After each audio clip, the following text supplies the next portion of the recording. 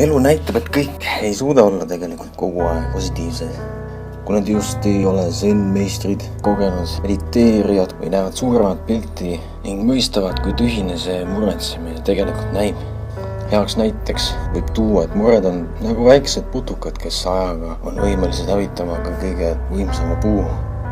Meil ei pruugi jätkuda jõudu, et olla üle kõigest sellest negatiivsest, kuid siiski see on kõigest väike takistus me teel.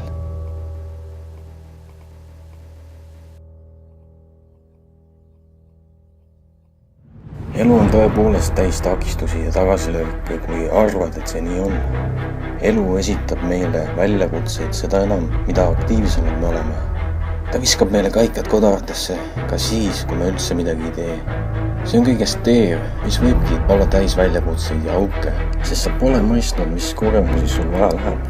Eesmärki saavutada, ainult nii saad need kogemused.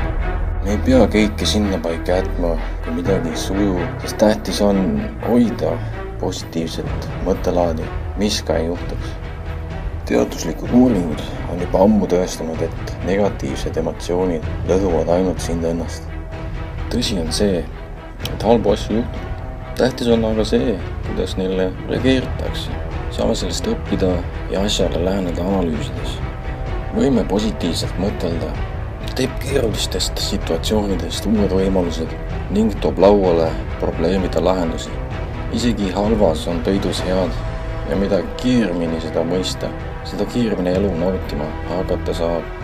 Pea igas situatsioonis leiab õppetükke ning see, kuidas me probleemidega toime tuleme, õpetab meid. Siiski eelistavad jääda inimesed realistiks, et vältida ebamugavusi, mis võivad tulla, sest kuidas saab oma mõtete muutmisega oma elu rikastada. Raske elu on täiesti normaalne, mis siin ikka rõõmustada. Meie peas käivad ringi mõtted, mis on rämps. Nad matavad meid udusse, keerame selja, et mitte näha oma andeid, oma potentsiaali. Samal ajal vaatame teisi, nende inimeste elusi ja murrame pead, et kuidas nende maailm nii hea saab olla. Me vaatame telekast teisi endasuguseid ning elame läbi nende kogemusi või meile ette maalitud lavastusi. Meile näidatakse killukest sellest, mis toimub mujal maailmas ja lahutame ekraani taga meelt. Et ainult enesesse vaatame peaks. Seejärel lähme uuesti sama targalt magama ja nii aastaid järjest. Keegi isegi küsi, miks see nii on. See on nii ilmne retsept ebaõnnele, sest me võitleme iseendaga ise seda teadmata. Näe suuremat pilti, kui suur su probleem tegelikult on. Alati leidub lahendus. Me keskendume mõtetele, raisates oma energia.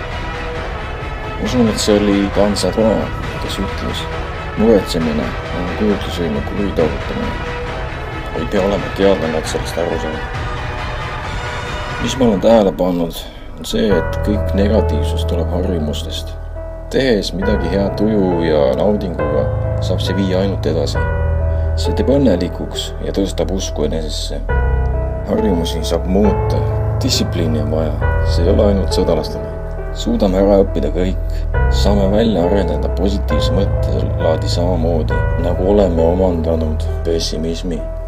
Meie mõtlemine kontrollib meie tegusid. Seega, kui me suudame oma mõtlemist muuta, muutub ka meie tegutsemise kvaliteet.